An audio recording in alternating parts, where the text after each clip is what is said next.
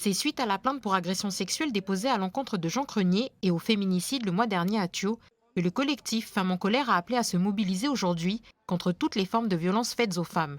Il y a toujours cette colère face au silence des institutions politiques et des institutions coutumières. On a vu suite au féminicide qu'il n'y a pas eu de réaction très vive. Nous réclamons plus de visibilité sur ces problématiques-là, montrer une réelle volonté que cesse ces féminicides et ces agressions envers les femmes. Il est hors de question qu'on se décourage.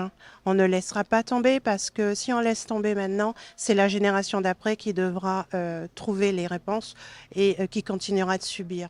Le collectif a été reçu au Congrès et au Haut-Saria. Le mouvement souhaite la création d'un pacte de non-agression des femmes par les institutions. Création d'outils, mise en place d'un ministère dédié entièrement à la condition féminine, organisation d'un débat à l'échelle pays ou encore une campagne massive contre les abus d'alcool. On disait tout à l'heure que les violences faites aux femmes, les meurtres aussi commis sur les femmes n'ont pas arrêté d'augmenter sur les 20 dernières années, malgré toutes les mesures qui ont été prises. Il y a des mesures qui ont été prises, il y a de l'argent public qui a été investi dedans. Et malgré ça, il y a toujours une augmentation. Face à ce fléau, le mouvement souhaite que des recherches plus approfondies soient menées pour identifier les causes systémiques des violences faites aux femmes dans la société calédonienne.